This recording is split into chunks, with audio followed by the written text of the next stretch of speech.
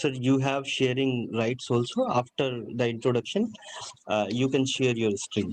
Okay. Okay. Yeah. Thank you. So, very good morning to everyone.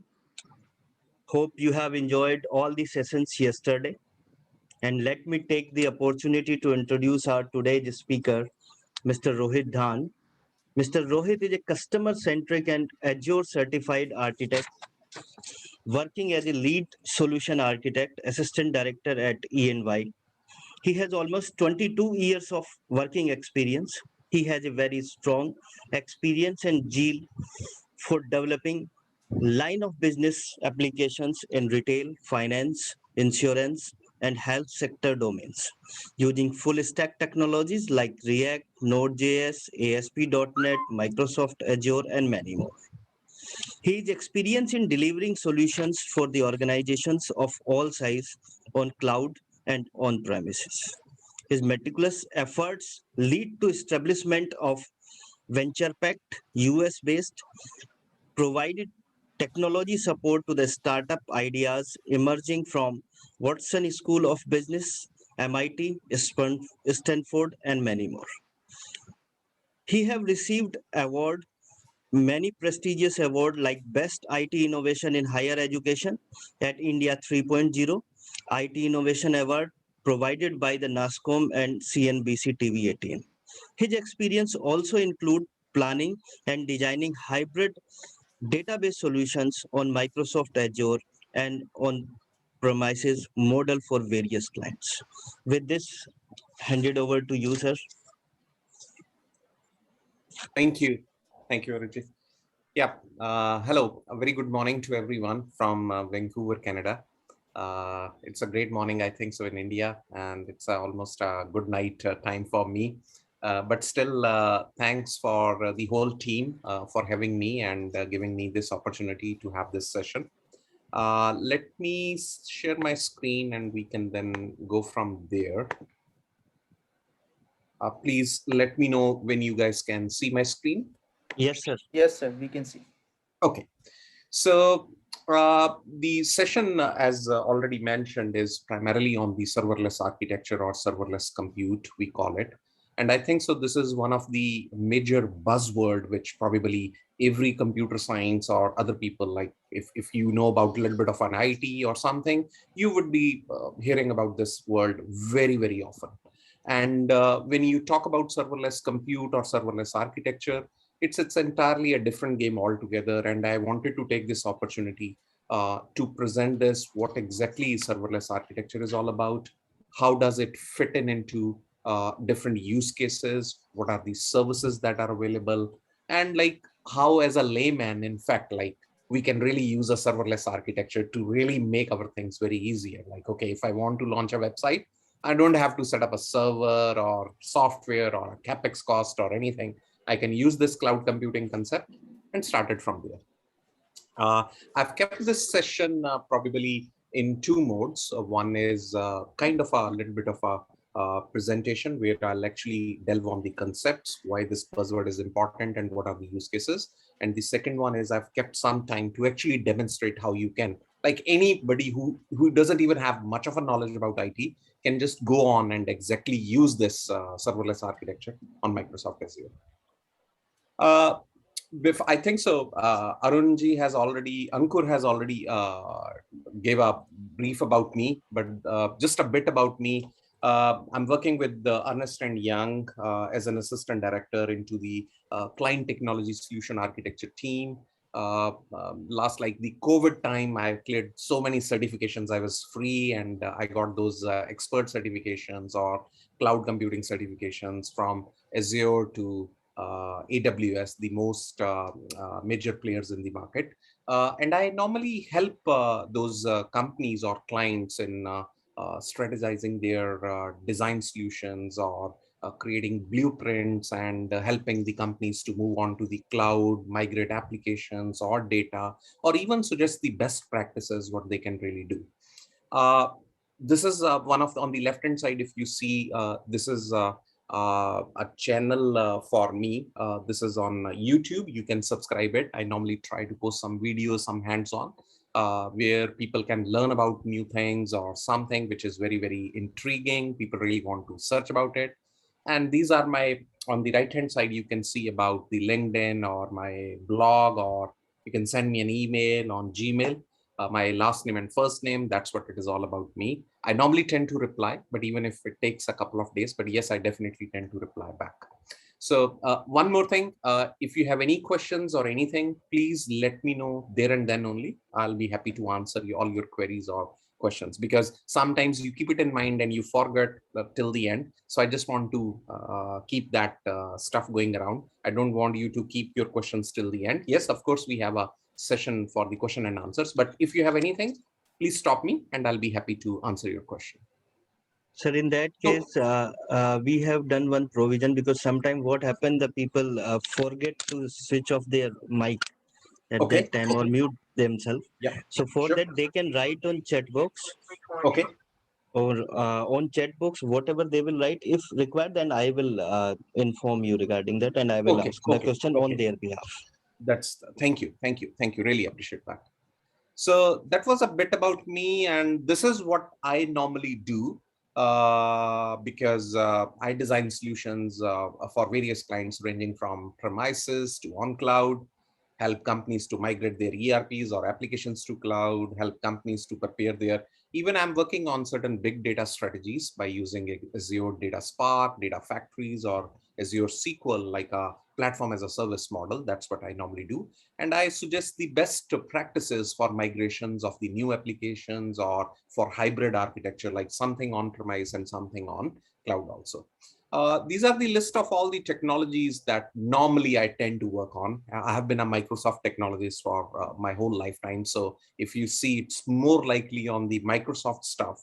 But yes, like data lakes or Azure data factories or Azure Databricks, they are non-Microsoft products, but collaboratively Microsoft is trying to use and bring into their Azure product services. So that's what I normally do on a daily basis. And so what we are going to talk today and demonstrate. So we are going to like talk about what is a serverless compute, understanding the serverless use cases, and we are going to talk about the Microsoft Azure's serverless compute services, all the patrons, what they offer us. There are so many variety of services, but we'll try to cover the major one, and what they exactly meant for, how you can use it for, and what are the best use cases for them. And then we have a hands-on session or a demonstration of, I'll actually create a serverless compute service for you. We'll host it onto the actual Microsoft Azure, show you how you exactly host a website with the help of a serverless compute. And then finally, once we are done with that, we'll go for the question and answer. So that's what the plan is all about. I hope that works. So going next forward, so let's firstly talk about what is a serverless compute. So when we talk about a serverless compute, we are talking about like a very, very big buzzword. When we say, hey, okay, a cloud service provider like Azure, AWS, or anything is going to automatically provision, scales, and manages infrastructure for your applications. So it means you technically don't need any kind of a server or any kind of a software right now. You don't need some kind of a licensing or anything. Rather, you go to some person or some company, you say, hey guy, you can do this thing for me, you can host a website for me. They say, yes, we can automatically do this, we can provision it out, set up a machine for you, scale it out, and even manage the infrastructure for your application, so you don't have to worry about. So this helps like in so many things, scalability as per needs and demands. So once normally, like I used to work with LPU, like I've worked for almost like 15 years in LPU, and I have headed the division of Infotech. I've managed a medium scale data center, and we have invested over a period of 15 years, like around more than 10 crores of rupees into that. So what is the normal issue? What you'll face is you need a server, you need a separate cost for a software licensing, you need this. And sometimes, let's say we are doing some kind of an activity where the scalability is needed, like you need more load. So for example, like Amazon does is Amazon does some kind of an activity on Diwali or some kind of a function or something where they have too much of a load coming in. So at that point of time, you need some scalability, you need some kind of a RAM or resources to be increased, and it runs for a couple of days and then you just want to remove it. So that's where the serverless compute is very, very helpful, because I don't want to spend some money initially on that. The scalability is important only for 2 days. Okay, fine. I use it. And once the 2 days sale is done, offer is done, I just go back to my normal environment. So that's where the scalability is very, very essential for the business requirement. And if you see the business houses, they don't need to buy any servers or softwares and spend the, like a lot of people might have heard about this capex cost, which we call it as an capital expenditure. Like capital expenditure is anything which we initially invest, might be something on servers, software licensing, enterprise costing, or anything. So there's another thing when we talk about a serverless compute, and people would normally come and like my wife would say, oh, it is serverless, so servers are gone. No, servers are not gone. Servers are still there, but they are abstracted from the developers as well as the business houses. So it means you don't really need servers, but the servers are still running there. It means when people talk about, oh, servers are gone, no, servers are not gone. Servers are there.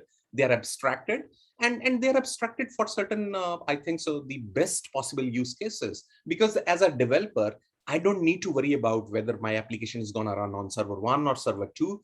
I just need a server and an environment where I should be able to push in my application and it runs. I don't care. And even the business houses, they don't need like, okay, it runs on an IBM server or an HP server or some different classification of a server. It just, we need an environment where we can run our applications and keep the business going.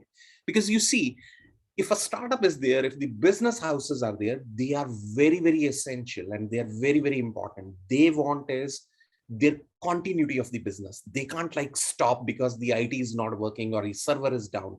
The continuity is very, very important. And that's why the serverless compute comes into picture. And the last but not the least, and very, very important, pay for what you use only. You don't pay for everything. Let's say I buy a server, like if we go for a traditional model, when you buy a server, so what happens is, even if your server is not running at a full scale, you are paying for that. You invested the capex cost, you are maintaining the server, you keep a person who's a, I would say, a very dedicated professional to manage your servers. But here, you don't need that guy. You just need to say, okay, I'm using this serverless.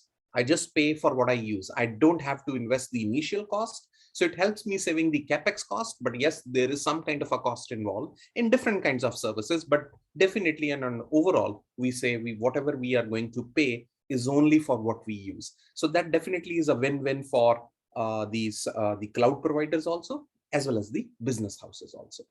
So let's try to understand this whole serverless compute in a very specific, I would say, understanding of like how does this serverless use case works for us. So let's assume a company called as a fictitious corporation, a startup, and you know, like the startups, they normally have a very less kind of a seed funding. They have less funding available.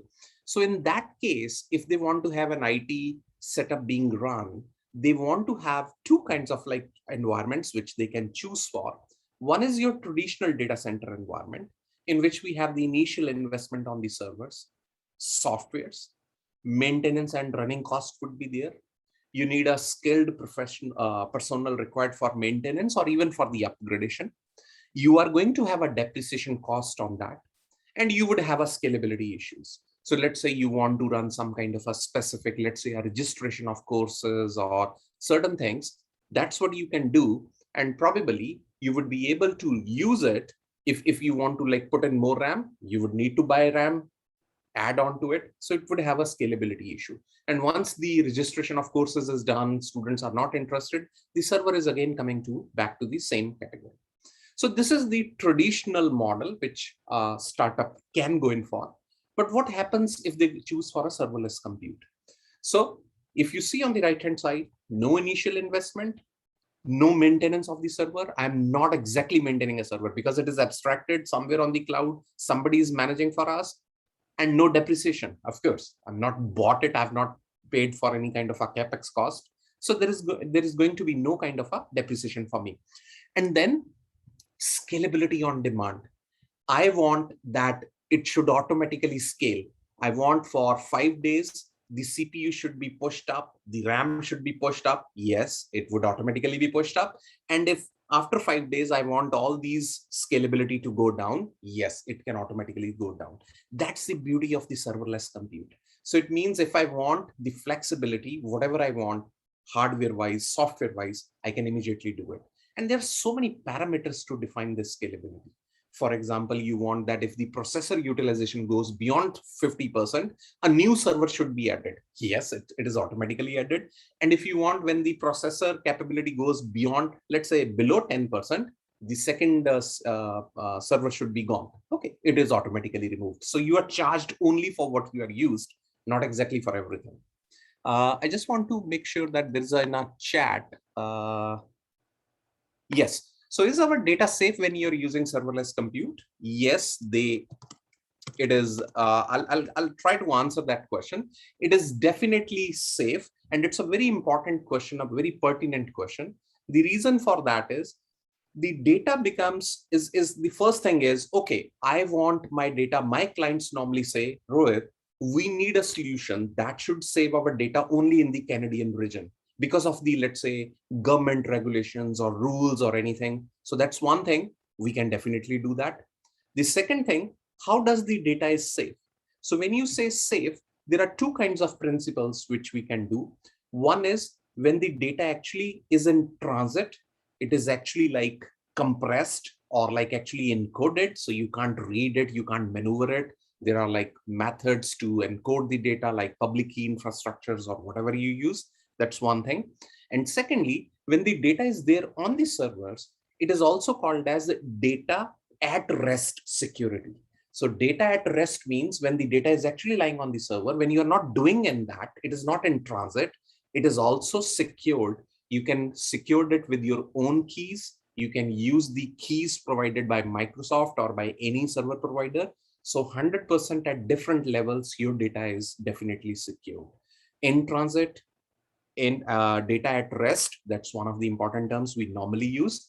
And the another thing is data in transit, when it is actually traveling, it is also being secured. And one of the major things which normally people would tend to ask is whether my data resides within the same region. Yes, it definitely resides within the same region. You can just ask or your cloud provider to push your data only in that specific region. You cannot, because if you go with the European Union, they are very, very vigilant on where your data would be lying upon. So I've done some couple of projects with the European Union clients, and they are very much clear about, okay, it should not go within the European region outside. Okay, so we can store your data within those particular premises. Right. So what we were talking about the serverless compute and pay for what we use. Yes, that's definitely one of the most important things. We are going to pay only for what we are going to use. We are not going to pay for what we are not going to use. And that's why this becomes one of the most important use case for a startup or for a business provider where they just want to come in. They don't want to have heavy investing on IT or anything. They can just go for a serverless compute. That's the most recommended case. The next we'll talk about is, okay, what are the various serverless compute patterns which are provided by Microsoft Azure? So Microsoft Azure gives you many serverless compute patterns. They are technically like different services which we can use. The first one, what we are going to talk about is a serverless functions. Now, what happens with the serverless functions is, so let's say there are so many services on cloud. You have, let's say you are pushing your data, somebody's running a website, somebody's running a virtual machine or anything. Serverless functions are some small amount of a code that you can run when something happens, like some triggering of the event happens. So that's what the serverless functions are. So it means, let's say, if I upload a file, any kind of a file onto my storage in the server or my VM machine, I want some kind of an email to run around. I can easily do it with the serverless function. So this code would only run with a variety of services which it can interact. And the beauty is you are just charged when it is run. So even if your code is actually loaded onto the server, like where you host it, your function app, it doesn't charge you anywhere. It just charges once it actually runs. So it means if my function runs for 2 seconds, or let's say 5 seconds or 10 seconds, based upon whatever the uh, event it does, or it performs certain functions, you are only charged for that 10 seconds, not for the whole amount of the server functions which is there. And the another beauty of this is you can write your function apps in like variety of frameworks: C Sharp, Node.js, JavaScript, Python, whatever frameworks people just want to use, you can use those, and those serverless functions are hosted around. I've developed a couple of serverless functions. They are very much useful for, I would say, workflow based applications where, let's say, somebody, if I'm going to send an email to Gaurav, and Gaurav, it has certain kind of functionalities, and if Gaurav clicks one button in an email, it would automatically call a function and does something for Gaurav, right? So that's a workflow based kind of a model which we normally follow. So that's what a serverless function is. So the keyword is you are just charged for when it is going to run. So it means 2 seconds, you're just charged for 2 seconds. If the function is lying down there, you didn't run your function, not even a single penny is charged. That's the beauty of a serverless function. So that's one of the service which Microsoft Azure provides. But the same, like if some people ask me like, okay, serverless functions, we call it over here, AWS call it as a Lambda functions. Okay, they call it as a Lambda functions, but essentially it's the same thing. So Microsoft has different functionality. They give you the same services because it has to come through with some kind of a, I would say, standardization. So Google Cloud call it as a different one, but Microsoft does call it as a serverless function. The second function, the app service, and we are going to do a full-fledged demo on this. I'll actually show you how to create an app service, which is technically like nothing, but it's used for hosting websites. And you have different tiers like standard, premium, or you want some workloads for a production scale or whatever. It gives you automatically scaling options, and it does provide you all the environments like ASP.NET, Node.js, Python, Ruby, whatever. So if I want to run a website, which I need to target on any different environment, I can just I don't have to buy any server or anything. I can just use this app service, go on to Azure, and I think so within less than probably 5 minutes, depending upon how the services are, you are able to host your first website, and you can just run it, and then you can configure it. We'll actually go through a full-fledged demo of this, how to host it, how to use the service. And this app service exactly does not charge for the running. It does charge for your standard or premium one also, because they are actually spinning up a kind of a virtual machine back at the background. The Azure is doing stuff for you. You don't know where they put it up. It has all the options: disaster recovery. It has options for identity, authorization, authentication, everything. So it is like, even you can run containers. Once we come on to that, I'll exactly show, and we'll discuss those options. Like if you know about Kubernetes, or you have heard about containers or virtualizations in containers. So how does that run? We'll actually go in for. So that's the most, I think so, serverless functions and app service, these are the most two popular services, I would say, on Azure. Just like AWS Lambda is one of the most popular service, and S3, the storage service on AWS, is the most popular service.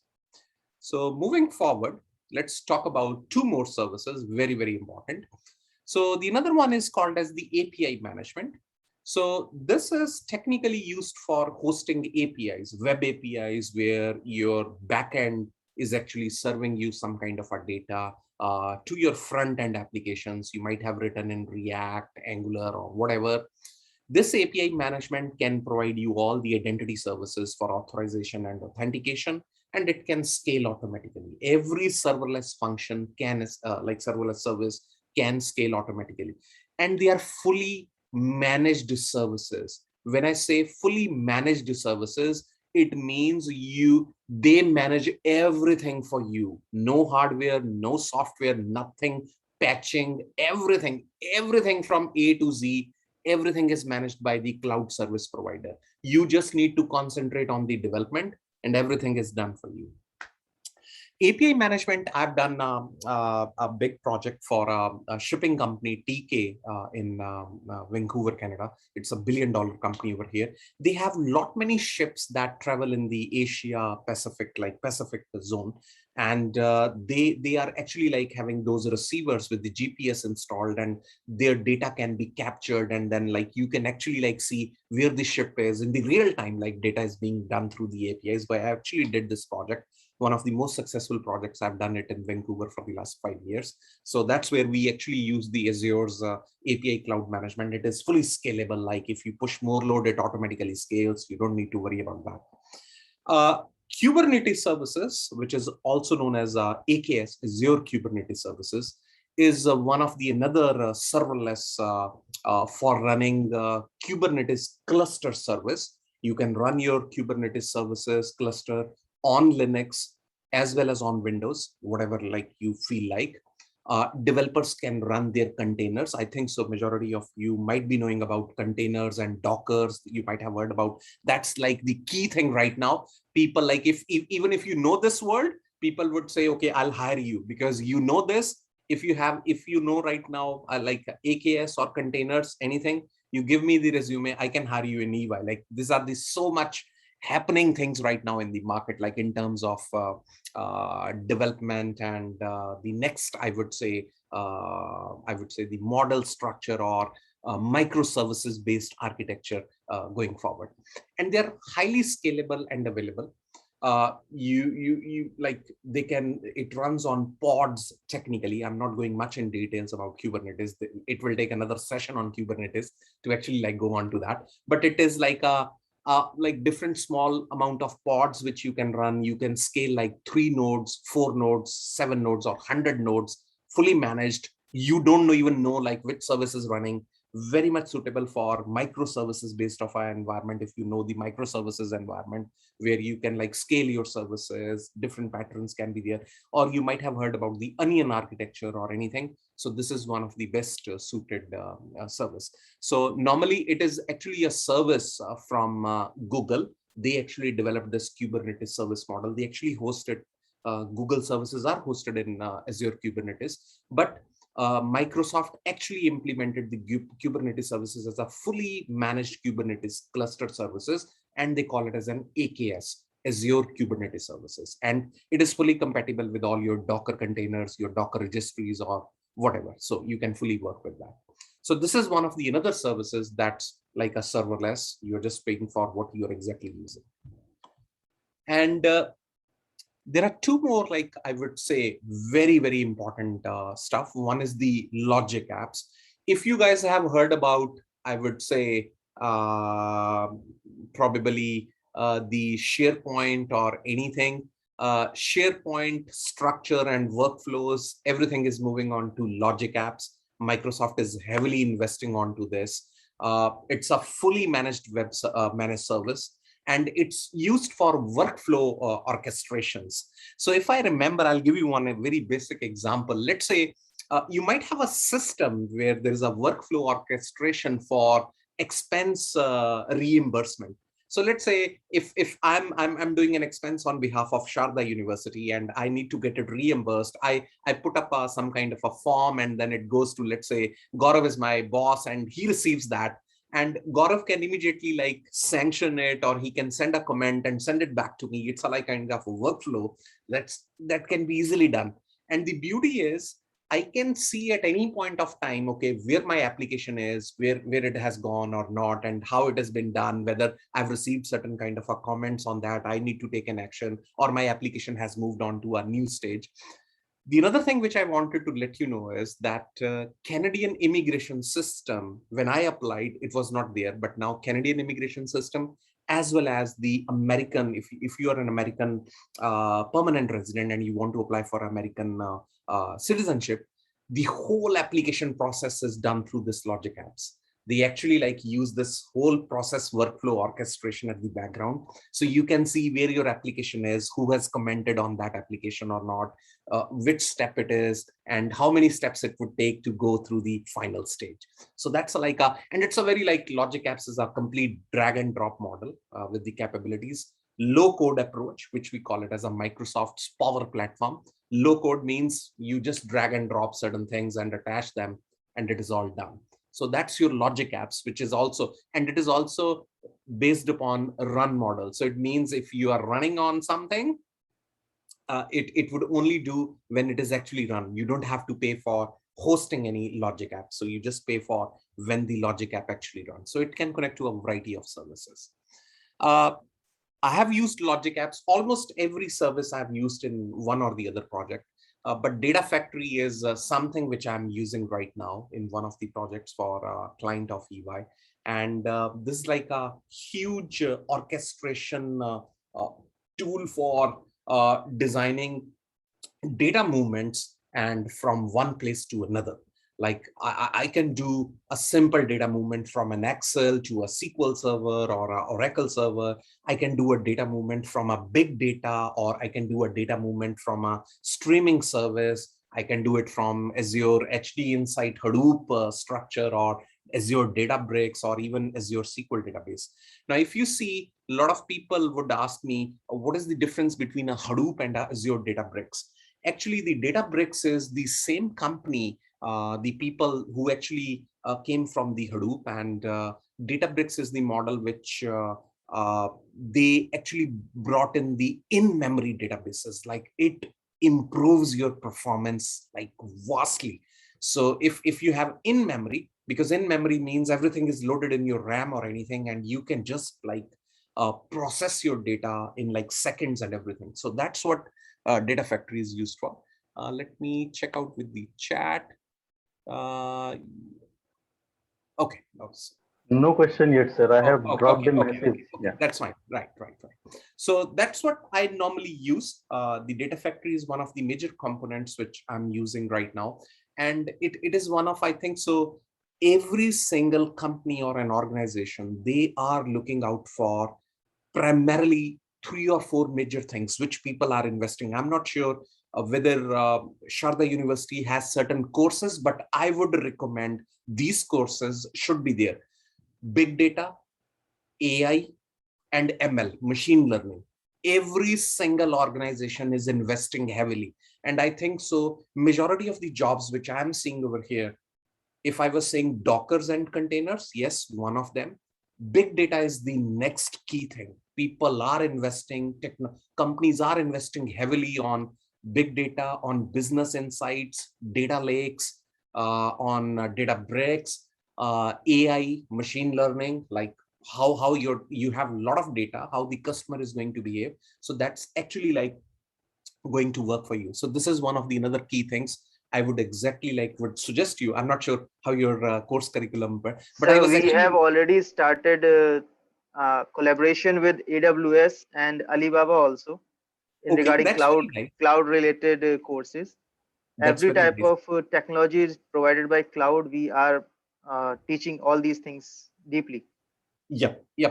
Because I think Even from so. the Microsoft, we are also have a tie-up for cyber security related Right. concepts. That's very nice to hear, because what I have been involved in a lot of curriculum activity, like in my early days at PTU, at LPU. I was a member of the academic division also.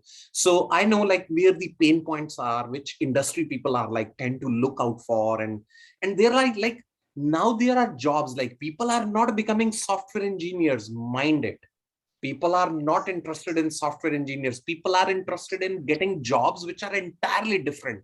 And they are Like, offering their free certifications also in these courses. Yeah, yes. In fact, I was going to highlight that they are yeah. offering their free certifications. They have so many learning resources. Let's see if somebody is okay. For a person who is just starting to understand and learn serverless compute, can you suggest how can I go about it? I'm trying my hands on startup and I want to use this service. Yes, Anushka, I'm gonna actually demonstrate it.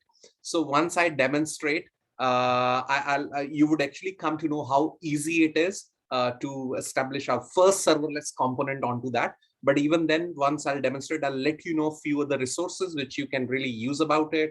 Go with the official documentation, or there are certain other websites which you can just search and they help you a lot, right? I'll come to that once I'll do the demonstration. Even if you have more questions, I'll come on to that, right? So these things, they definitely help. And, like I was reading a line I would like to share with all of you, that there would be jobs and there are jobs which people are now being recruited, which were not available even 5 years before, right? Those jobs never existed even 5 years before. Nobody knew, like, okay, I would be doing an AI or an ML engineer, or I'm a DevOps engineer or something like that. So people are changing their mindsets. Not only like software engineering is one, yes, that would still remain, but there are so many avenues coming around. So you should be knowing those, and they are going to help everyone. Let me check with the chat. Okay, so thank you everyone. And so let's go with so this is all about the data factory, like the logic apps and the data factory. And the next one is, okay, so much of a, I would say, talking time. It's like a demonstration, which is more important, and you would exactly see how easy it is to just use a serverless compute. So let's say Rohit sir, me. we have sufficient time as we have another session at 11:30 a.m. only. So Yes, we yes, have yes. Don't, don't, sufficient don't, time. You don't, can don't, go don't, ahead. don't worry. Don't worry. I'm gonna take some substantial time in Yeah, yeah, you can go demonstration ahead, also. sir. So yeah. Yeah, that's why Okay. I told you. Yeah. Yes, yes. Thank you, Aaron. Yeah. So what we are going to do in this app service is, in this demo is, let's say me and Gaurav, we are like having a startup, like a fictitious startup. So we want to have a website, and we don't have funding for like getting that server, like the same use case. You remember? Like, so me and Gaurav, we can't go in for like the traditional data center. So these are the things. I don't have the investment. I have only the investment to just start off my business, but I need my technology setup. Like at least a website, I just need for my web presence. That's what you need. So what I'll do is I'll use this serverless compute, because this would be the most recommended thought for me to go with that. So what I'm gonna do over here is I'm gonna use an app service. So when you do a serverless app service, there are certain of things which you need to remember. One, we are going to create a serverless service for hosting a website, just like a simple web presence. Okay.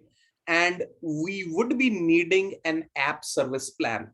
Now, what an app service plan does is, an app service plan exactly tells you what kind of a model you want to host. You want to go in for a standard, you want to go in for a premium, or what do you really want to do? Like, what kind of a machine or a VM you really want to spin at the back end. You're asking Azure, hey, spin this machine for me. I want to host it on a like a brand, like with a lot of RAM or anything. Or I just want to do some kind of a, let's say, a production load, or I just want to test it. It's a dev or something. So app service, I need to create only once, and I'll show you how you do that once we actually move on to that.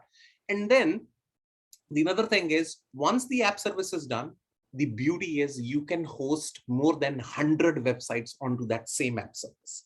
So you just pay for one app service plan. Okay. And the other beauty is Azure would actually let you know, okay, probably the monthly cost would be this much. So let's say you're going to spend $30 or $200. This would be the average cost. We exactly did a complete serverless. Like, I'm talking about serverless, and people would say, okay, you talk about serverless. Have you ever done a serverless compute architecture, like for any client? Yes. We have done a complete serverless for an actuary firm, George and Bell in Vancouver, where I completely designed the serverless architecture. Web server, serverless, the web API serverless, completely server. They didn't even buy any kind of a machine. They only had their own machines at their office, and they're just logging in their, like the website, everything goes about that. So that's what we are going to do it. Before we actually move on to the demo, let me see. Okay, so it's only for the, thank you everyone for all the appreciation, and I hope you guys love it and like it. And that's why I wanted to make it more interactive and kind of a demo. I didn't really want to come and speak about these. You can like get to know all this from Microsoft's website or Azure website, but I wanted to give you a crux, what exactly that is, and then show you the exact demo. Okay, so let's say go for the demo time. So I'll exactly show you what we are gonna do in this case. Okay, let me just show you. Okay, So whenever you are like, because I'm a Microsoft technologist and I've been working on Microsoft technologies for almost like more than 2 decades. So for accessing Azure, this is the simple link, portal.azure.com. That's what you access. You would need an account to access that. That's one thing. Second thing is you would need a subscription. Microsoft, just in order to try out, they provide you around, I think so, 10,000 to 15,000 rupees of credits when you create your first account, a subscription, and you can try out your services. But let's say, even if you have tried out your services, it's valid for 1 year's time. But even if you have tried out all the services and you still want to, you can go for a subscription pay as you go model. Means like the subscription which I'm using right now, it means the subscription, whatever I'm using, if I use a service, whatever the service charge would be, I'll be getting it on my credit card. If I don't use any service, fine, I won't be getting any charge onto that, right? So the first thing what I'm gonna do is I'm just gonna go on to the portal.azure.com, and it would definitely ask me an account. I already have a Hotmail account. Normally Microsoft suggests a Microsoft's account, but you can create your own account and then use that. This is the one which I'll use it over here. I'll need to give it my password. Okay. And here I go. I log in into, this is my portal. So this is a kind of a standard portal where I have so many services. Like if you see, I can create a resource, app services. This is my cost management, right? My Synapse analytics. Like this is one thing which I'm spending a lot of time today because for the last couple of days, because we are actually doing a POC for a very, very big company. I can't really name that because of the NDA. So we are doing an Azure Synapse Analytics POC for them, where they have like so much big data in a big lake, data lake, and we want to use that analytics for them for various like big data, for analysis, business intelligence, and like for decision making. So you can have like so many services out there. If you see, this is a subscription. You cannot, like, you can create your account, you would still come onto the same place, but without a subscription, you cannot use that. So I have already a subscription out here, like RD Azure subscription, and I'm the account admin. It's currently a 0 cost. I just use it for demonstration purposes or for certain trial purposes. So that's why I don't use it for other things. But this subscription. So let's say if you just want to create a subscription, let's say you go on to subscription and then you say, I need to add a subscription. I can have like multiple subscriptions because let's say as an organization, there is a computer science department. You would like to have a subscription for computer science department, whatever they do, one subscription for, let's say, a biology department, one subscription for, let's say, an arts department. You can do that way. And you can create your own subscriptions. Let's say you want to add a new subscription to that. You need to supply your details and everything, and then whatever subscription model you want to choose. So there are like different offers that Microsoft would let you know. So free trial, this is gone from my account because I told you in Canada, we get around like $250 for a year to spend around. Like $250 is more than sufficient. Pay as you go, like select this offer. Okay, whatever I use, I pay for that. Otherwise, it's all gone. And then Azure for students, like if you have a Microsoft account or MSDN subscription or any kind, this is a specifically for Azure for students. They can use, they get monthly credits to use those services. Okay, so whatever you want to create, let me go on to that. And what we are going to demo over here is to create a website that what we are going to host, like a web presence and purely serverless. So I choose out create a resource. And when you choose create a resource, you get so many resources over here. Like you can create a, you want to have a Windows Server 2019 data center edition, a VM based upon that. You want an Ubuntu server, you want a web app, you want a SQL database, you want a function app like one which we discussed. You want the Kubernetes services, the one which we discussed, you can do that. You can have storage accounts. These are like the most one. They are categorized into different cases. What we can do, let me see. Yes, yes, definitely. So one of the most, Bhagyashree has asked, can institute purchase it and we all teachers can use services? Yes, Microsoft provides MSDN subscription at a very, very cheap cost. LPU has, like when I was in LPU, we were using 6 different subscriptions from Microsoft. You can talk to your HOD or Dean, they can get it for you. Once you get that, you get all the software subscription free of cost for you. You get a free credits every month, like 5,000 rupees credits, where you can try all these services. So yes, they are all Microsoft. Microsoft does encourage you to buy these, and they come at a like a very, you don't have to spend, I think so, one subscription for, let's say, n number of students. Let's say for one school, I think so it cost you roughly around, at that time was 20,000 rupees for a year. So it's not that much amount, I would say. You can, but just imagine so many things you can practice it out. Yes, definitely you can do. And I would recommend that, not because I belong to Microsoft or anything.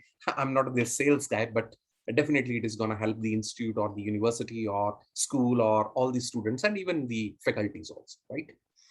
So these are all the things what you can create. And let's say you want to create a 2019 data center VM machine. You just want to try it out. Okay, fine. It would take hardly 5 minutes to create a virtual machine, run it at any time. You want to try out certain concepts. And if you don't want it, delete it. Fine. You don't want to use that resource, delete it. But what we are interested in this is, we are interested in our web app, because this is the one which is totally a serverless concept. A web app, we can create a function app also, but right now I'm just interested in a web app, because me and Gaurav, we are running a company and we want to have a web hosting onto that. So when I go onto the web app, this is the one resource which I want to create. So when you create any kind of a resource, this Azure or Microsoft would need to ask a lot of things for you, okay? And based upon certain things, it would set up all the resources at the backend for you. So you don't have to worry about what you are setting it up, how it is done. It is all abstracted for us. Like I'm a layman, I'm just doing it, okay? If I have a subscription, you have just a basic like functional knowledge. I'm not saying like you should be a cloud computing expert or anything, just a very basic knowledge. So we are going to create a web app, okay? And the first of the things which it is going to ask me is my basics options over here. And the app service web apps lets you quickly build, deploy, and scale enterprise grade web, mobile, and API apps running on any platform, right? So scalability, security, compliance, everything is available. You can learn more about those details. So, okay, so when you are going to create a web app, it is going to ask few things from us. Okay, subscription. That's the first thing. Okay, in which subscription you really want to put it. So because I have only one subscription, in case you have multiple subscription, you can select out from here, but I have got only one subscription, so it automatically selects for that. The second thing which it says is a resource group. Now, technically, resource group is nothing, but it's a kind of a container. It's a container where you can put all the things for one project or anything into one container. Just like a folder, you create a folder on Windows and you put all your files into a folder and you create multiple folders. Just like that, you can create multiple resource groups, right? And you can put all your projects or your resources into one resource group. So because I have created one resource group, let's say RD resource group, if you want to create a new resource group, yes, we can create it. Just give a name for that. Let's say I say RKV resource group, and it would give me a checkbox because it just needs to check whether the same resource group name is already used or not, but it all looks good. I say okay, everything looks fine, so my new resource group is there. But if I want to create it in a different one, I can use the old one also, but I just created it for the demonstration purposes. And then the next thing what it says is the instance details. Okay, so what your website you want to name it, right? So I want to name it, let's say RKV test web site. Okay, now mind it, this name what you are giving, Because you would ask me, hey, I don't want to keep this website as my name, like domain name, okay? Because if I go on to my website, so let's say me and Gaurav, we are planning to have a fictitious like .com, okay? So that's my domain name, which we want, but we can do it right now. Just in order to create that, we have to specify one name which you want to create. It should be available on this. By default, Azure helps you to put all your websites on RKB test, like whatever name I gave, .azurewebsites.net. So this is the immediate domain name, which I can see my website running. But once I'm done, I have a domain name, I've bought that and I want to run it on a different domain name. Yes, we can definitely do it. I'll show you how to do that. So that's the immediate thing. And it shows me a tick mark sign. It means everything is okay. This name not has been taken. So if you say, let's say, I just take it, for example, test. Now, test is a very, very common name, right? So you can't take that because it is going to run on the same test.azurewebsites.net. So somebody has taken that. Okay, I say lovely. So somebody might have taken that. Okay, I say Sharda. Okay, this name has already been taken, right? So I just want to keep my name. Okay, that makes sense. It looks good. The website is there. This name is available. I can use it. And now there is one more important thing. The next one is your published details, right? So you want to run it as a code or a Docker container, right? We talked about a Docker container, like you run on containers or Dockers, you need that. If you want to run from a Docker container, it's entirely different. If you want to run on a code container, code is not a container, not a Docker, like a full-fledged website, the way it wants to run it. It doesn't use any kind of a virtualization or anything. So I just want to run it on a code. I don't want to do it on a Docker container. But if you have a Docker image, you want to run your website, yes, you can select that. And if you select that, you can select an operating system on which your image wants, a Windows-based or a Linux-based. So whatever you can run. Let me see the chat also. Harshita, can you please share the URL of the shared window? I didn't get this question. What do you mean by URL of the shared window? Can anybody help me in this? Yeah, Harshita, actually, it's just portal.azure.com. Yes, if I'm okay. not wrong. So you just want to use that. So that's HTTPS. Yes, I can specify portal.azure.com. Yeah, so that's the one. Yeah. So this is the one for to access the Azure portal, and you would need an account, of course, Harshita, in this, and a subscription. But first is an account. You create an account and then you can create a subscription. Even you would firstly create a free offer subscription in which you don't have to pay anything and it would be free for you, right? Okay. So then now when I say publish, I'm saying I need to have a code environment. Okay. So what is my runtime stack? Okay. So everything is available. I'm a .NET guy. You are ASP.NET, your .NET Core website, .NET 5. You want to have a website in Java 11, 8. You want to have a Node website. Everybody knows Node. Node.js is a server-side JavaScript framework. 14 and 12, LTS.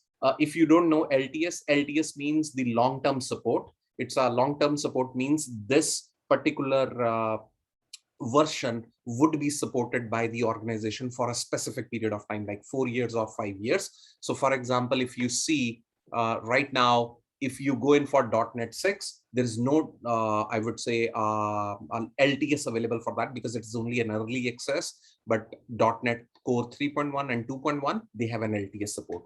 But people won't really use ASP.NET 3 version 3.0. Like I fully developed the solution which we developed, an award-winning solution for LPU, was developed in version 3.5 ASP.NET, but nobody uses now. Everybody has moved on to .NET Core. It's a much more secured, modern framework and very, very fast framework.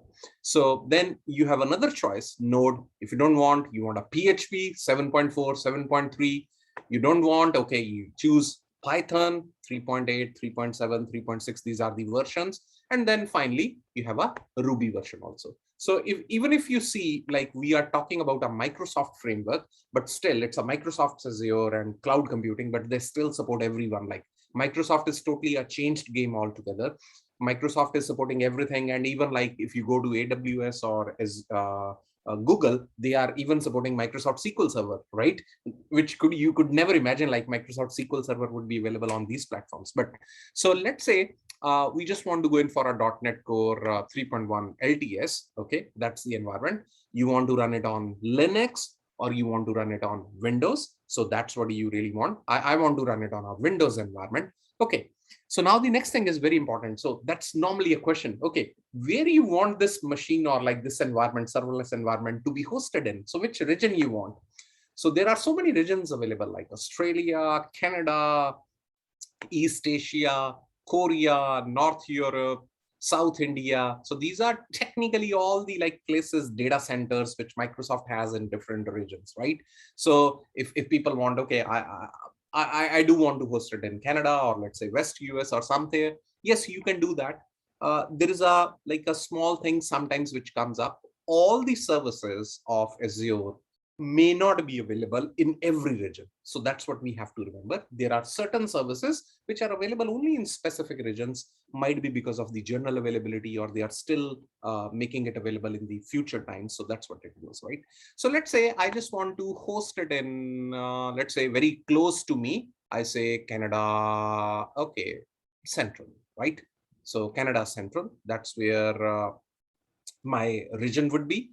And then I would say, now, this is one of the most important things you need to understand. Windows plan. And this is where my plan would be, okay? And the SKU and the size. SKU is the stock keeping unit, we normally call it. And this is the one which I was talking about. That is your app service plan, right? You need an app service plan. If I go back to this, so this is the app service plan. So whether standard and premium, that's what I really need to go in for, right? So now it is by default showing me a certain SKU, like 100 total ACU, 1.7 GB RAM. I don't really need this one. Let's say I want to change this one because I need an app service. So I would say change size.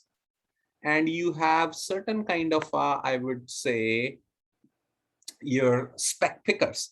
So now this is very, very important. So now you see, they have primarily given you 3 categories. One is your dev and test. Okay, dev and test means primarily very cheap, lower side, lower specifications. Like you can choose a shared infrastructure like an F1, which is 1 GB of memory, 60 minutes if you want to access your website, it would be free. And after that, it would charge you certain thing, right? You want to use a shared infrastructure with the D1, which provides you 240 minutes per day of compute. Okay, you can use that. But otherwise, after that, it would, like, if you keep on using the same average, it would charge me 15.23 Canadian dollars a month, right? So that's what it will do. Okay.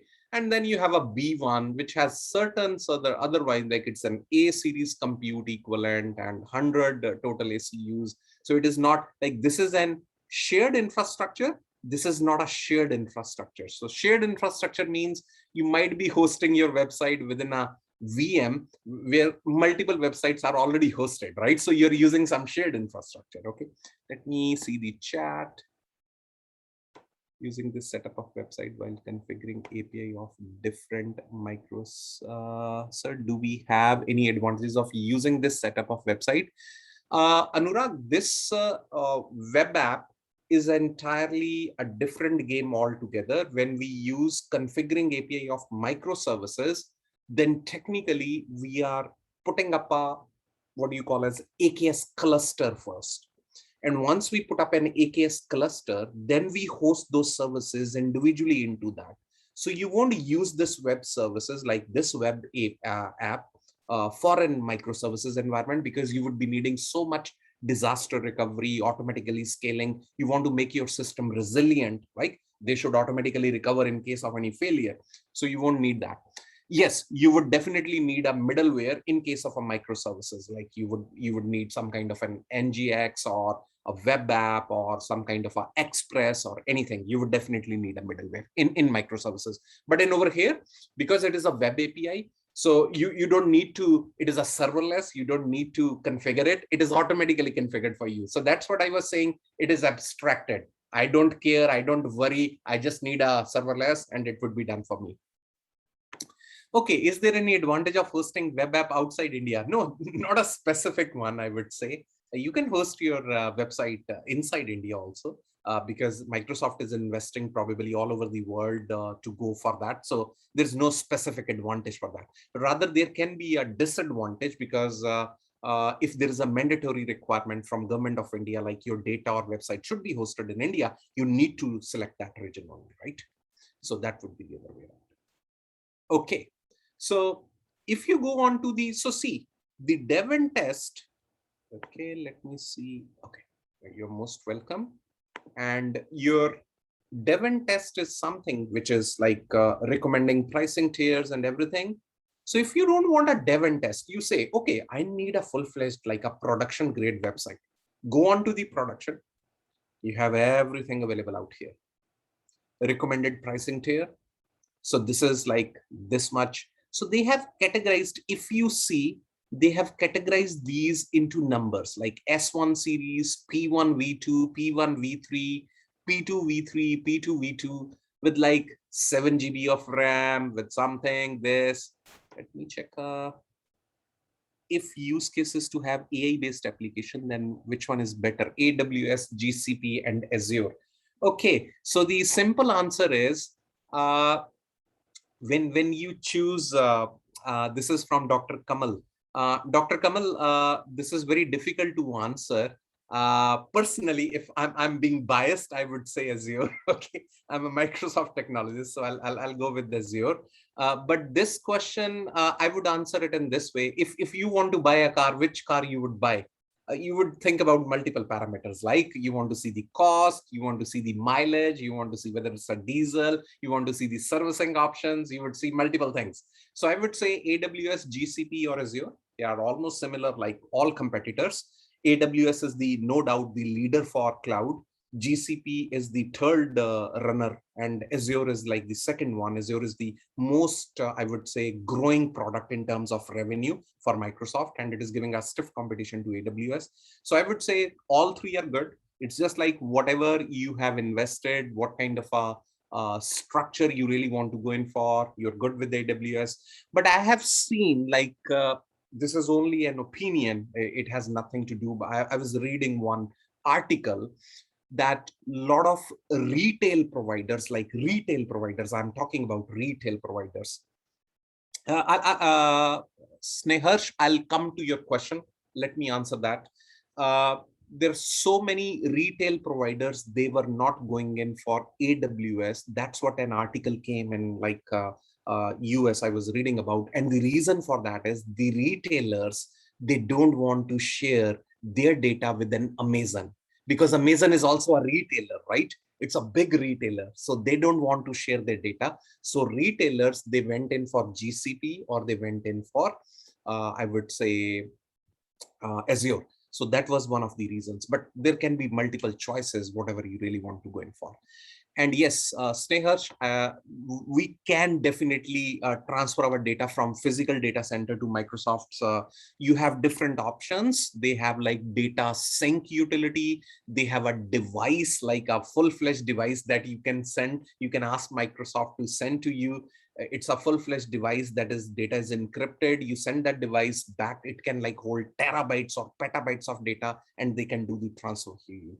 So it can be done. Yes, of course, there are different layouts and mediums, but then it would involve a cost and how much you want to do at a certain price. Does that answer the question? I hope. Okay, so let's continue with the production. So these are all your environments. So let's say I just want to go in for a production environment where I want to go in for a P1 V2, right? I want to go in for this. And okay, let me have the chat. Okay, no worries. Yeah, you're welcome. Okay, so this is the one which I'm choosing for the production, and I need to apply for that. This is an app service plan.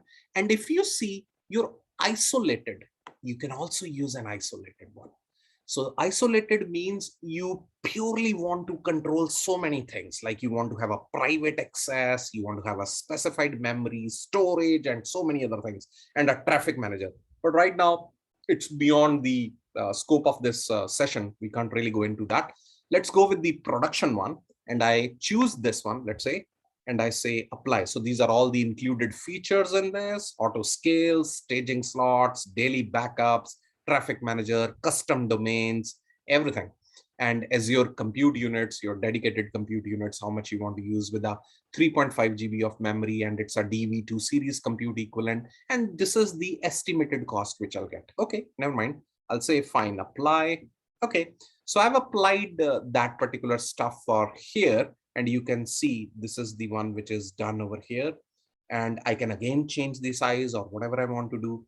So looks fine. If you see, I selected the subscription, a resource group, I gave the name of the website, I selected a runtime stack, the region, okay, and it's a Windows operating system I selected. This is my Windows plan. And then I selected the size, the premium plan. I selected a P1V2 premium plan with 3.5 GB of memory. Okay, let's go on to the deployment preview. So there are certain services which come within preview services. So preview means they are still working on that, and it is not in GA mode. GA means general availability.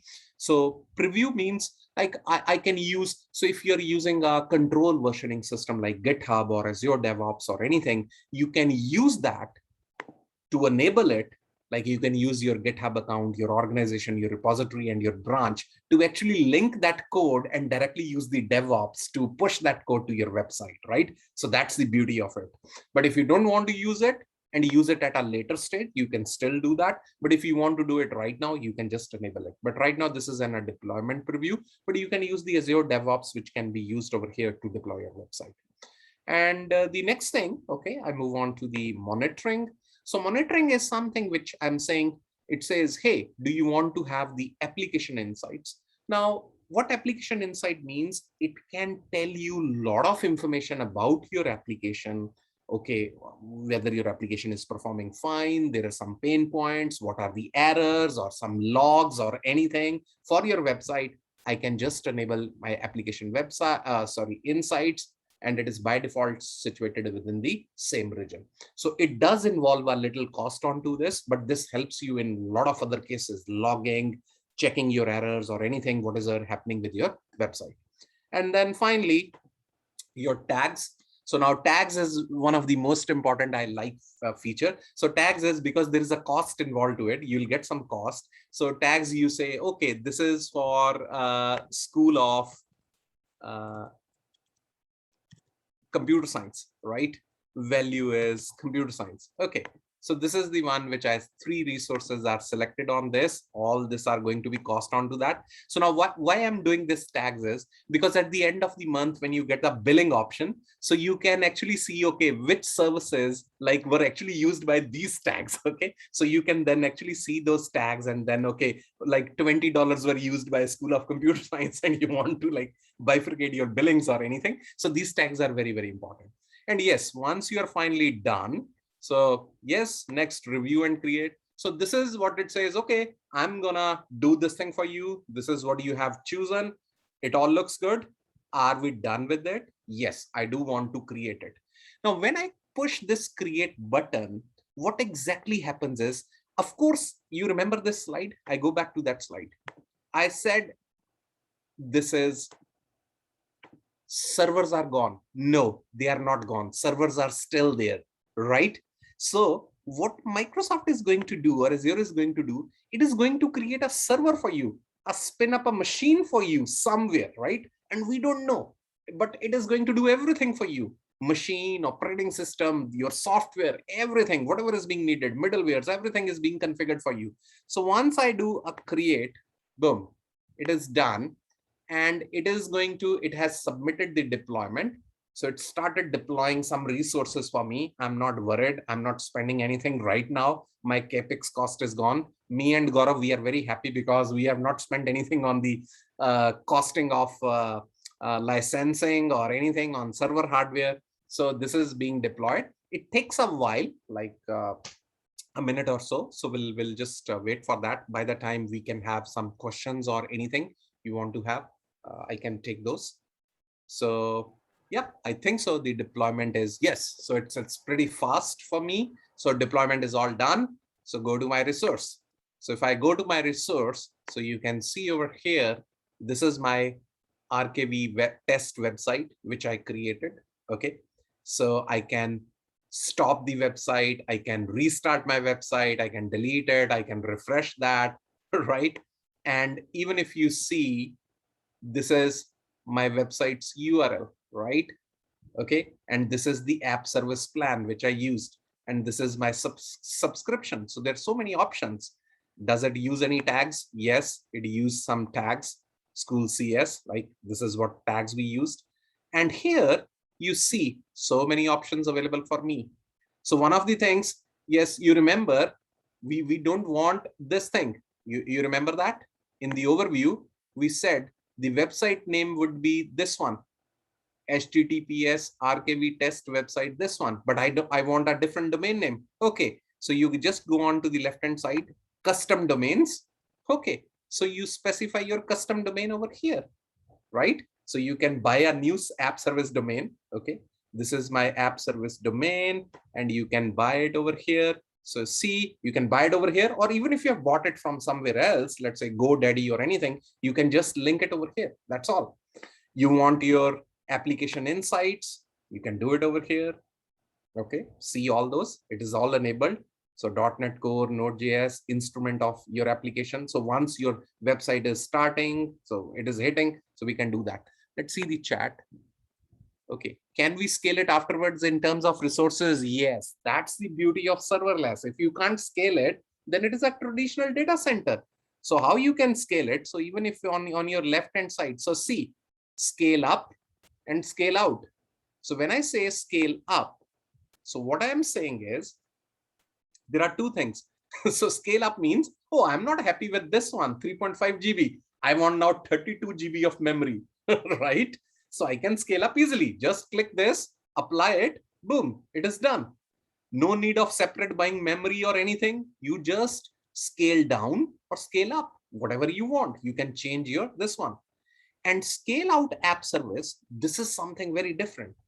So you say manual scale or a custom scale, right? So manual scale is something which is you just want to say, okay, there is one instance of server running. No, I want 11 instances of server being run. So of course you are charged more, but let's say your website is being hit by a million people on some particular days because of some sale or anything, you just set it to 11. Now 11 servers are running in parallel, right? So you would be charged, but only for a few days, whatever. And then you can again scale it back. That's the beauty. But this is only manual scale. So if you say you don't want a manual scale, you want a custom scale. Okay, scale based on a metric, scale to a specific instance count. So what it says, you want to based on a matrix, okay, add a rule. Like you say, I want to do it on a metric, but it should be based upon a rule. Okay, so what is the rule? So rule is the average, like you want the maximum, okay, then CPU percentage, okay, data in, you can check it out all your metrics. So I want if the CPU percentage instance is equal to, let's say, plus instances, okay, so for example I say 100%, this is 1 percentage, CPU is 70%. Okay, instance count, and I just want to do a time grain at a custom dimension value. Okay, let's say 70. Okay, so if it goes till 70, okay, maximum, so then operator, you want 70, duration in 10 minutes. This means how much time it takes to switch on or switch off one particular instance when the actual CPU utilization goes till 70. So that's what you use. So then what action you want to take? You want to increase the count, or you want to decrease the count, or let's say whatever. So you say increase the count by, let's say 5 or whatever, and then instance count, you want to do it by, let's say 6 or whatever. So it means this scale rule is not a manual one. This would only engage once the CPU's maximum time aggregation or a dimension value is going beyond 70. You can set different parameters, metric name like data in, data out, disk queue length, HTTP queue length, memory, all these can be used, right? So that's the beauty of it. Now, so, okay, edits will be discarded. Yes, I just want to discard that. So this is how you do all that. So, and then you have so many other events, tags, access control. But one of the most important things which I wanted to show you is, yes, because the website is up. Okay, so just go over there. You can just copy this, or you can just click this. Boom, your website is up. So Microsoft Azure, so your website, RKV test website.azure.websites.net, copy that. Let's go on to some Google environment, let's say Google Chrome, and you paste it over here. Boom. So your website is full-fledged up and running. It took us, like, because I had to explain you so many things happening around our different versions, but it would just go by 5 minutes, not more than 5 minutes, to get your website up and running. A simple static website, I'm just paying a monthly fee of around, let's say $100 or let's say $200, depending upon what kind of a plan I have chosen, right? Let me take the questions also. Thank you. Thank you. So this is how a website is run. And now once the website is run, I can just go back to, let's say, the over here and go back to my this one. And if you see, you just see this particular immediate hit onto the website, right? It was all empty, but it is just a small hit over here. So you can see right now the hit was done because I accessed this website from Google Chrome and some like 2 browsers. So there is a small hit. So once the data is more, you can see that, like you can have the app service advisor. This is a like a, I would say, a common platform, like which would let you know you can tweak your website in this way or that way, certain issues, application insights. But these things are only available once you have certain kind of a logs. People are accessing your website on a daily basis and see what the errors are. So that's how, like, it's a 5 minutes job to exactly set up your website. Everything is done. And another beauty is, so if you are not interested in your website, so let's say you can just stop it. Okay, so you can stop your website would be stopped. It won't, you can restart your website.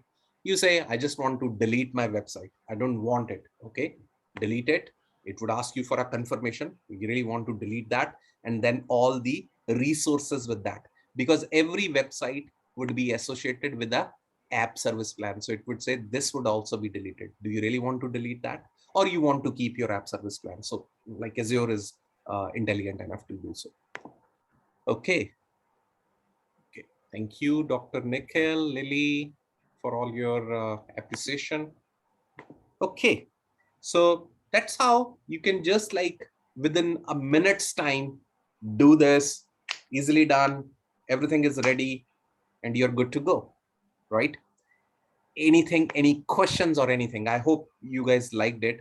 This is one of the most simplest way I could explain to you how you can just like push up your website. Like, not even my daughter can push up a website. You can push up a website. You don't have to have a knowledge of HTML or anything, a developer or like a server knowledge or anything. Go over there, select your server, boom, select next, next, next.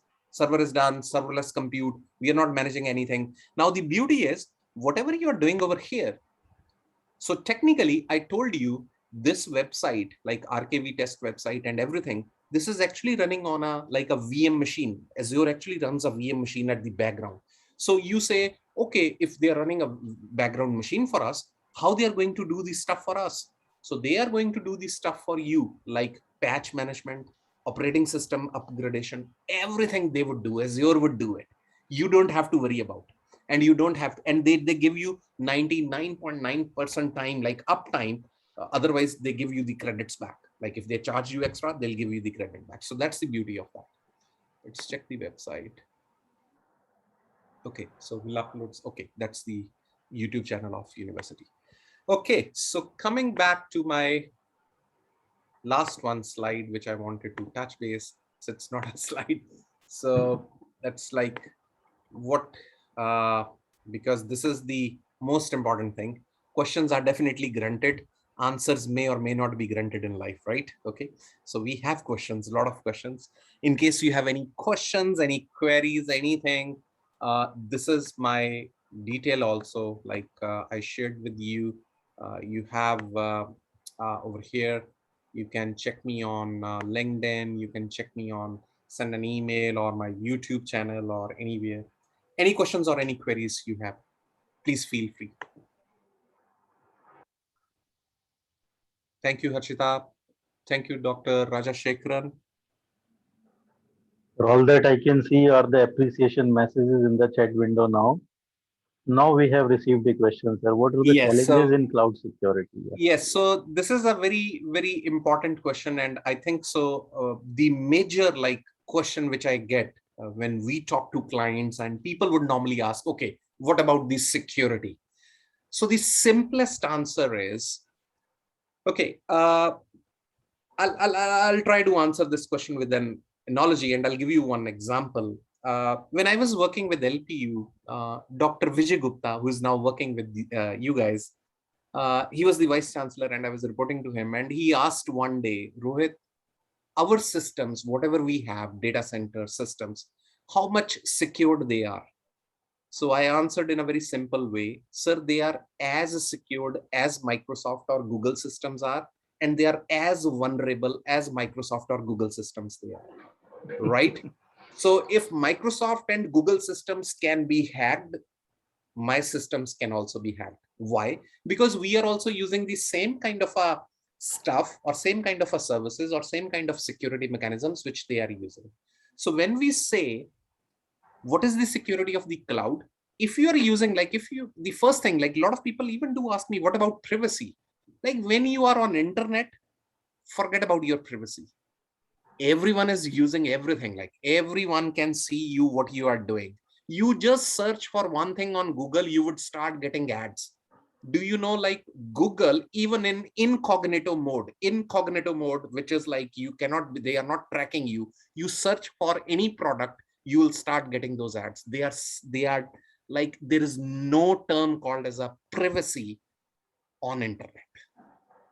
You are open, simple, okay, period. That's what I normally say to everyone. When you are on internet, yes, you can keep your passwords long, you want to keep secure, that's fine, it's okay, but there is no privacy, everything is fine. So cloud security is another thing.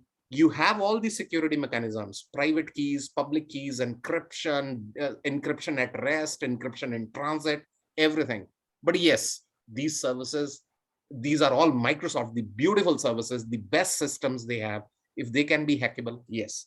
So it's a kind of a rat race which moves on. So the hackers are one step ahead, then the security researchers are one step ahead. So it's a kind of a race that's going on. Yes. So can Azure be? Oh, okay. Yeah, we have another question from Harshita, sir.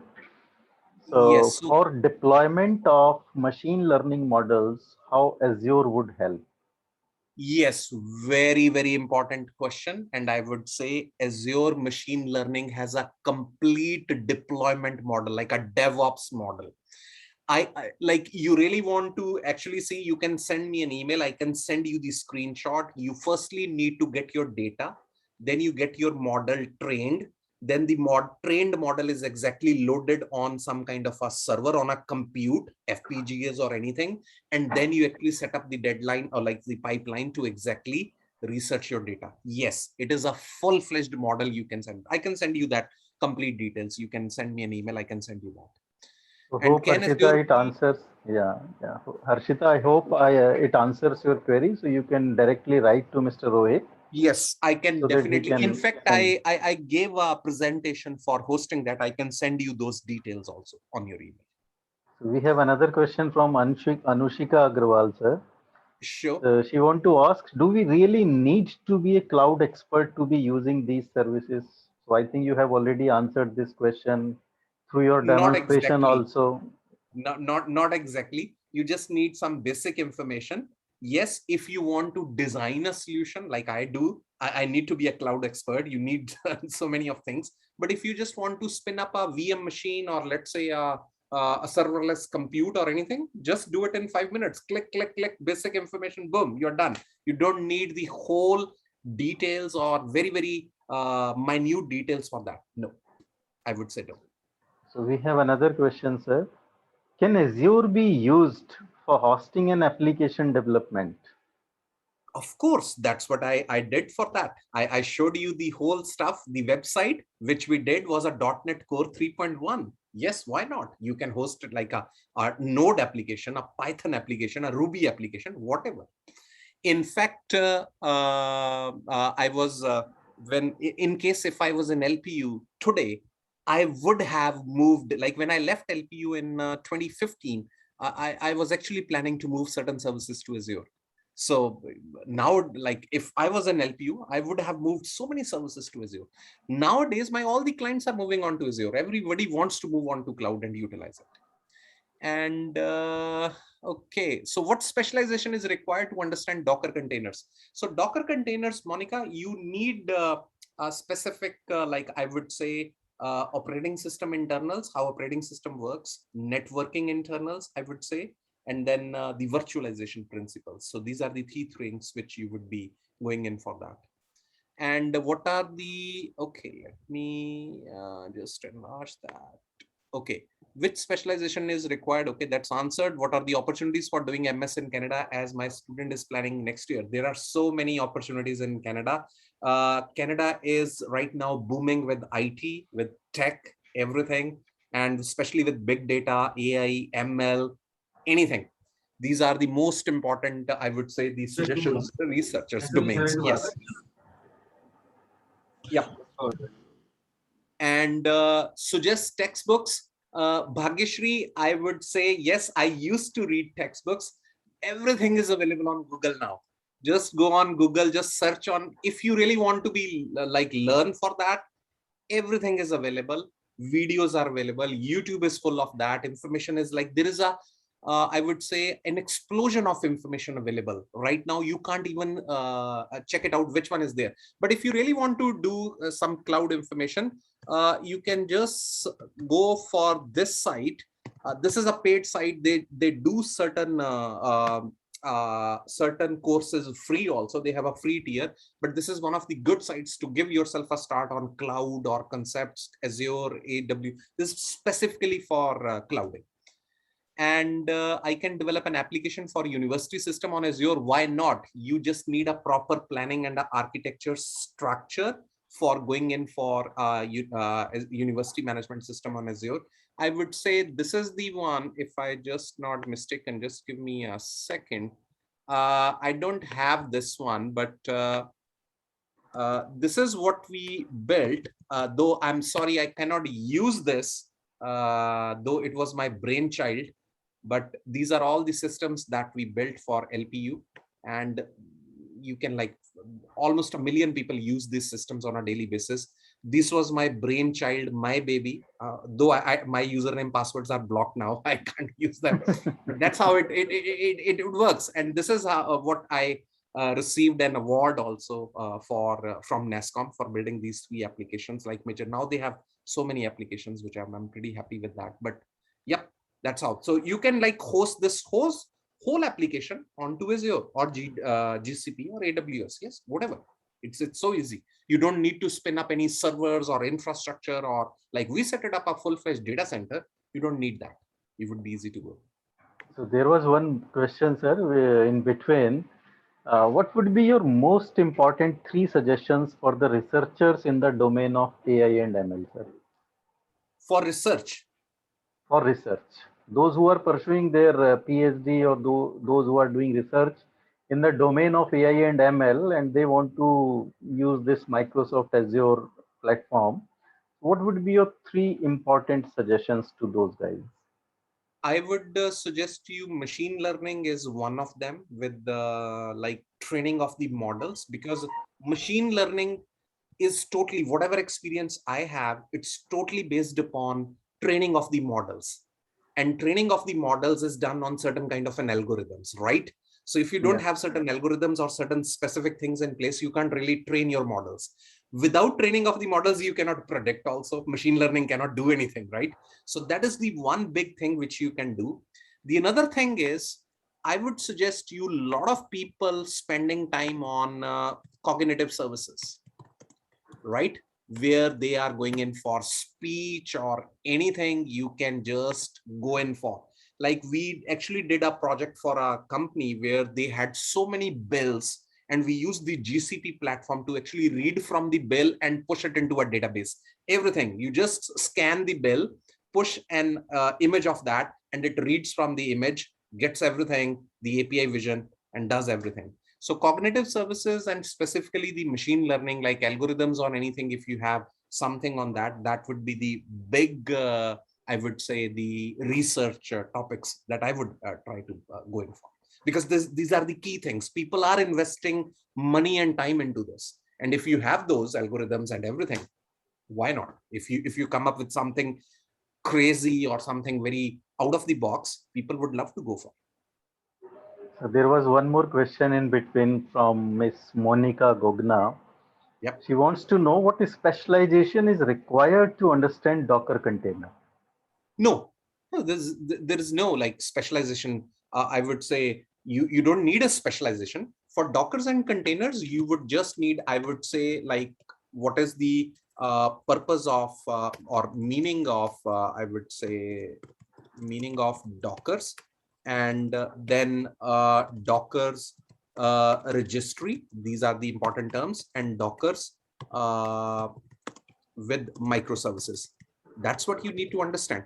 And then once you start understanding these Dockers, you would automatically come to know about AKS, which we talked about, Azure Kubernetes Services, or Kubernetes cluster, which you need to work with. Then like once you're done, I've actually like implemented Dockers in my own company, like for my own team, where you don't have to spin up a server. You just need a Docker container, run a SQL server, demonstrate, do a POC or a research purpose or anything. You don't need, like for a research purpose, if you need a Windows server machine or a Unix machine, you don't need a full-fledged server. You just need a Docker container. You can run it on a simple machine. That's the beauty of it, like how you evolve your department and how you evolve those services. It's not like the students have to do, even teachers or like their network administrators, they can do it. Okay, you don't need, you need this simple machine, your own machine, run your Docker container, practice, POC, whatever you want to do, research. You don't need a server. That's the beauty of all these things right now. Like I remember, okay, I'll tell you a small story. I started off learning C programming in 1994, probably in C language. My first program was factorials program. My mentor gave me a factorial program, 5 into 4 into 3 into 2 into 1. It took me like 10 days. After 5 days, I was crying. I was pissed off. And I went back to my mentor. I said, why the hell even I'm learning this? Like, why should I be a programmer? And he said, just keep it in mind, relax, do it on paper and pencil. And then he just pushed me. And the simple thing is, if at that point of time, no YouTube, no Google, nothing. Nowadays, everything is available, everything. What do you want? You want to search for? Okay, I'll let you know. Simple thing. Just go on to this. I'll just give you a very basic example. YouTube, and you just simply say, I want to like Docker. You like being a university chap, you remember Hello World programs? Everybody creates a Hello World program. So Docker Hello World program, right? In Node.js, let's say you want to create with Node.js. Okay, this is a simple thing in 5 minutes. Docker with Node.js. How would you do it? Or Dockerizing a Node.js Express tutorial. Simple. Hello World. Docker container example. Just go through it. Nothing rocket science, nothing. If you know basic programming, you'll get everything. Not even paid. You don't have to get any subscription or anything. Everything would be available to you. Okay, let's see the chat if there is any. Right, I'm currently with LPU in cloud computing domain. Very informative sessions. Okay, thank you. Sudhans Shekhar. Okay, you are under Sudhans. You are under Amandeep Nagpal. Sudhansh, Oh, Sudhansh, you can unmute yourself. Sudhansh, Yes, now yes, you yes, can yes. unmute yourself. Yes. Yes, sir. Janpreet, Yes, sir. Yes, sir. yeah. Janpreet worked with under Amandeep Nagpal, and I know Janpreet. Nagpal sir is currently HOS. Yes. I know it. Just say my hello to Janpreet and Amandeep He's Nagpal. kind of dean, sir. Nagpal sir Yes, is. yes. Yeah. So, Rohit, So sir, now a very common question which I generally ask from each of our speaker. right. What are the collaboration opportunities available with you for our participants? Sir, we can talk about it. I'm not sure how you really want to take it further, but we can talk about it. I'll love to collaborate. That's not a problem. If I'm able to give it back to the society in some or the other way, I have been a born teacher, right? I still teach. I still mentor over here, and I still give certain sessions. And my father, he retired as a principal from DAV College Ajmer. So it's one of the most prominent colleges in DAV fraternity. Like teaching comes naturally to me. And this is one of the articles. If you just search for Rohit Dhand on Google, this one is the second link. Just go on to that. This was a feature by a boot camp company over here. I normally give some sessions over here. So they took my kind of a session over here, and like this is what I have been doing, and I just want to give it to everyone. And this is the most simplistic thing which I want to tell everyone is these three. Please go through this article. Sure, sir, sure. Patience, perseverance, and persistence. These three P's have shaped my life, right? So keep these three P's into mind: patience, perseverance, and persistence. If you are there, it would definitely help you, right? So we can Arun, we can definitely work on that probably after this session. I would love to engage with you with some or the other manner. We can work on those definitely. It's I'm very much open on that, and I would love to do so. Thank you so much, sir. And No worries. that's what I can see, that there are appreciation messages only in the chat window. Yeah. So thank you so much. Any questions or anything? I think so. I've taken more time, probably 10 minutes more. No worries, sir. No worries. As I told you in the beginning only that next session is scheduled at 11:30 a.m. So we have sufficient time. Right. Any time. Yeah. We have another question from Dr. Nitin. Sure. He wants to know which certifications in cloud computing will you suggest, sir? Yes. So the simplest one I would suggest is the Cloud Practitioner. That's the first one. Cloud Practitioner means a very basic certification which you should go in for, and it it is based upon your fundamentals, like, okay, what is cloud, what is serverless, some small concepts of cloud, right? So that's a very basic fundamentals. And then every single company, AWS, Azure, or Google Cloud, so they give your certifications in different specializations. So you can do a database specialization in cloud, right? Then you can do a, let's say, infrastructure, security, AI and ML, and then Azure, this one, what you call it as, I forgot about that, big data. Yeah. So these are all the essential certifications which you can go in for, and normally they are same for AWS, GCP, and Azure. Cloud Practitioner should be the first one you should approach it out. That's the most easiest one. If I like the one which I was showing it to you, like if you see these certifications, if I show you around. So yes, so this one is technically my certifications, and yeah. So if you see Azure data fundamentals, you have certain fundamentals. This is the most toughest and the most highest one, the expert one, where you feel, okay, you know a lot of things as an expert. Azure fundamentals is the cloud practitioner, what I was calling this, right? So you can go for that. AWS, they call it as the cloud practitioner. but Microsoft, they call it as Azure fundamentals. Solutions architect is the almost the same certification which they have. So they have the kind of the similar certifications which you can go in for. Thank you so much, Rohit sir. Now may I request you to kindly unshare your screen, and I also request all the participants to kindly switch on their video so that we can have a screenshot photograph with the speaker. Yeah. So all the participants may please switch on their video.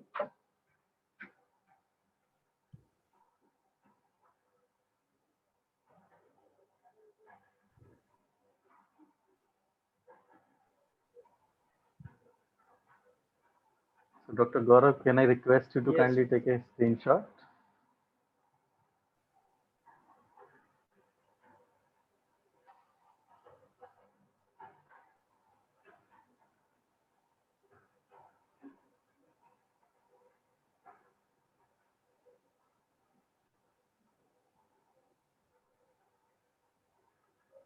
I can see Dr. Ray Bantine is also there. Good morning, sir. Good morning.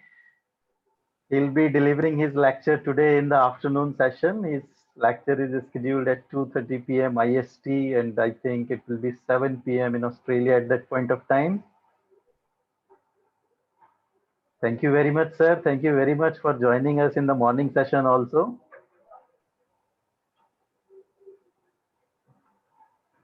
Dr. Gaurav, are we done? Yes. Thank you, Rohit sir. Thank you so much for sparing your valuable time. I can understand that how much effort does it take to deliver such a session. And it was really a very nice and impressive session, sir. You could see from the appreciation messages also that how many appreciation messages were there in the chat window. Yeah. Thank you. So thank you really very much. And yeah, and we will be definitely collaborating in future also. Sure. Sure. And thanks for having me and listening to me patiently. Thank you. Thank you, everyone. Thank you so much. Thank you, Ray sir. Thank you, sir. Thank you. Bye-bye. We'll be meeting at 11:15 now because the next session is scheduled at 11:30. So we'll try to join the session at 11:15. Okay, participants. Thank you. Thank you so much. Thank you. Goodbye, sir.